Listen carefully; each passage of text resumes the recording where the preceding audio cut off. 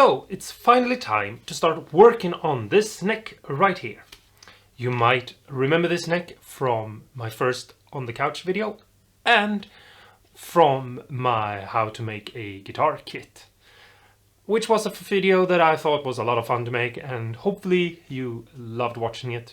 I tried to have some sort of sense of humor in that video, but anyway, the thing is, what I'm gonna do to this neck is I'm gonna remove these frets because they are weird and nasty and I just don't really like them.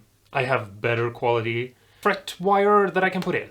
Another thing is that all of these slots are a little bit wonky. It might be hard to see. It took me actually a while to see it, but they are all a little bit slanted. I was also thinking, because I want to do something cool with this guitar, that I was going to put on black binding on this neck. So there's a lot of things that needs to be done, and I've decided that I'm going to make a video for each topic so that you get more videos. Hopefully the videos are shorter because I have an issue with making the videos too long, and maybe things will be a little bit more straight to the point, and also it might be a little bit easier to find what you're looking for because you don't have to scroll through a hour-long video. But I'm going to try to make all these videos fairly quickly so that they will come out, you know, maybe once a day or something like that. I can't really promise how that's going to go because there's a lot of time that goes into editing. And so today, in this video, we're just gonna pull the frets on this because that's the first step. And so I wanted to make a video about that because even though it might seem fairly obvious to pull out frets, there are some things that I've seen online people do, and I wanna just show you how to do it in what I think is a better way. I'm not saying that it's a wrong way or that you can't do it in the way that people are doing it online, but there seems to be a sort of thing where you see somebody do it and then you don't really ask why they're doing it the way they're doing it, and you are not looking into like how this works and, you know, if there are better options, and so you just go along with it, and then you just get people doing the way everyone is doing it because, you know, it becomes a thing. If everyone is doing something the same way, it's like the proven method of how things should work. And the proven method that I've seen a lot of people use is that they use a soldering iron and they just heat up one fret and they take it out that way. Now the reason why they're doing that is because if you heat up the fret, the metal will expand and it will break the glue bondage, and it will loosen up the glue, and it will be easier to pull out the fret without damaging the wood. That sounds logical, right? Well, the thing is, you don't know if your neck has frets that are glued in, so it might be pointless, depending on what sort of guitar you have. Obviously, if you don't know that, it's a safer option to heat up the frets and remove them that way. But the thing is, if you have a flat head on your soldering iron, it's fairly easy to move on the fret, but you can still very easily slip and burn your fretboard. And if you have maple fretboard, it will look horrible. If you have rosewood or a darker fretboard, it will still look bad, but it will not be visible from, 6 meters away, which it will be on a maple fretboard. Anyway, you need to have a flat head and not a round one, because a flat one is easier to not slip with than a round one, but it's still too easy to do that mistake. Another thing is, these need to always have solder on them. Most people believe that it's because it will help the heat flow through the piece of wire easier. And yes, sure, maybe it will, but mostly it's because these tips need solder to not get the coating that is on them damaged. And so it's a really ineffective way to work. A much better way, which is what I'm going to do and what I'm going to show you, is to actually use your iron for your clothes and heat up the frets and pull them out. And you can heat up a lot of frets. And as you can see, it's very, very difficult for me to slip and like fall in between the frets. It is a little bit easier up here, but I don't think we will have any issues. It's a safer, smarter way to work, and you don't need to waste a bunch of solder on keeping your tip safe so that it won't be damaged because you're using it for something that it's actually not intended to. This means that we have to pop out the nut, but that's not very difficult to do. And as you can see, mine wasn't even glued in, So it actually just popped up like that. I was actually going to show you how to take it out, but it just fell out when I was touching it too. Yeah, sorry, that was not intended.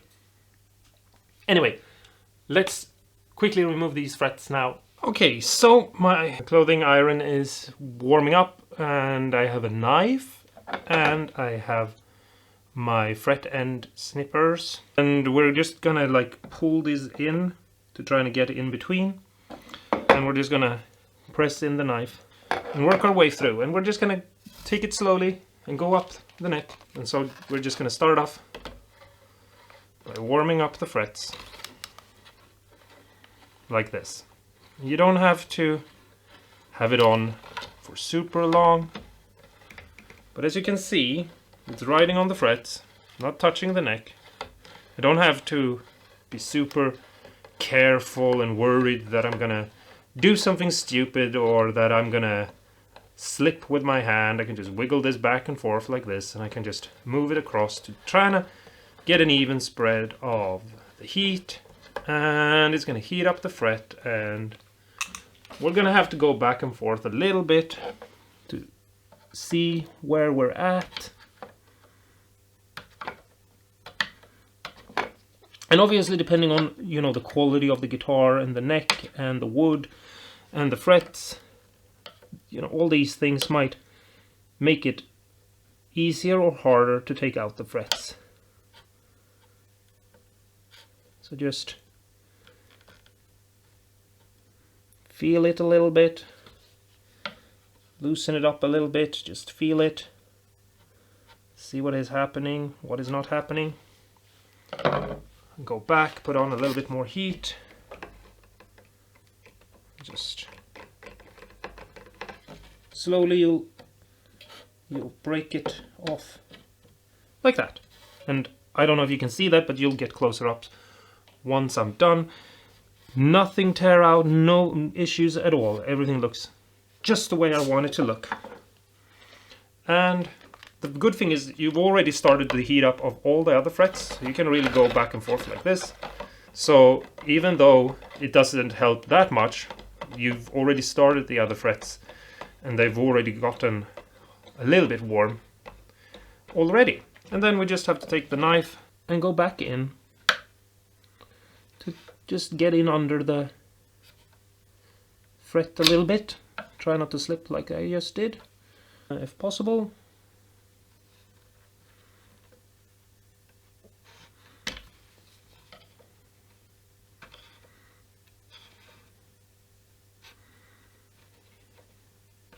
And then just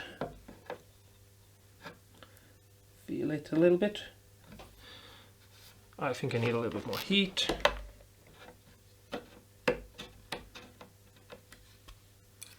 And we got the next fret out, no issues at all. Everything looks exactly the way we want it to look, perfect in every way. I'm gonna do the rest of the frets, or at least a couple more, because I don't feel like you need to see me do this 22 times.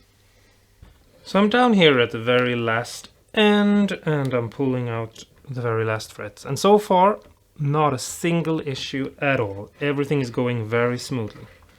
And something that I just want to point out, except for, you know, not only the fact that, you know, I'm not getting any burns or slipping or having any issues of those natures. The way metal works is that if you heat it up, it takes a long time for it to heat up, and then it slowly, you know, the heat will get away from it. So now I'm not only heating up the fret that I'm going to work on, I'm heating up the frets that I'm going to work on after. And so I'm basically preheating them so that it will be even easier to take out once I'm done with the one I'm actually going to work on. And what's good about that is everything goes faster. And it's actually worked so well for me that I've been able to heat up frets and take out 2 frets at the same time. And you don't need to use a lot of pressure. It might look like I'm using force, but I'm really not. I'm really just letting the fret come out by itself. It's popping out. And I don't know if you can see it, but there are no issues. And then I'm gonna feel the next fret, and I can actually feel that, yeah, this one wants to come out too. And I don't need to put any heat on it. It's ready to go. And it's basically falling out almost. yeah, there we have it. And the thing is, if you don't want to replace the frets, but you need to do some work or something, they're coming out perfect, basically.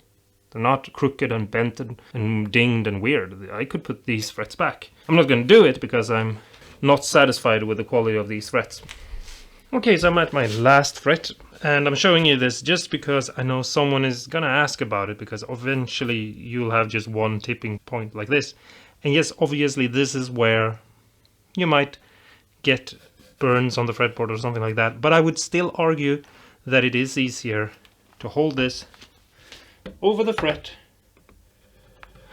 without burning the fretboard than it is to hold a soldering iron and not slipping. You can just look down the neck from the side and move slowly to make sure that you don't wiggle side to side like that.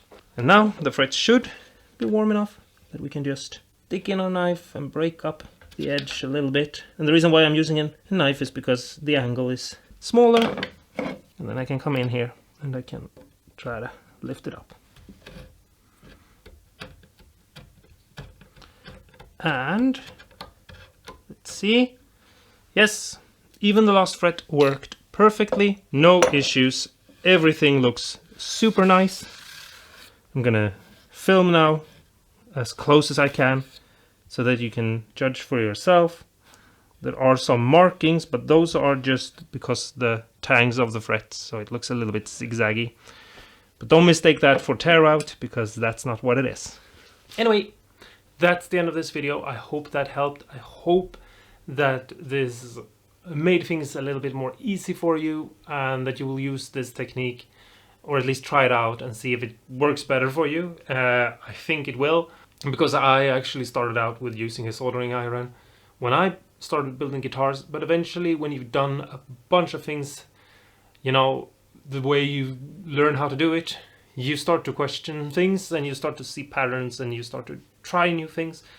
And sometimes you find out that the way people are doing something is just because that's the way they've been taught to do it, and they are not trying to do it in another way. I quickly also want to say, just so that there are no bad feelings out there or anything like this, I'm just doing this to help. So if you feel like I'm knocking people who are doing it the other way, it's totally fine. I did it that way. You can continue doing it that way if you think it's better. I'm just trying to teach you things and help you out and show you, how I do things. And sometimes I do things the same way everyone is doing them, and sometimes I do it a little bit different. And it's up to you to try out different ways that people are doing things and find what works best for you.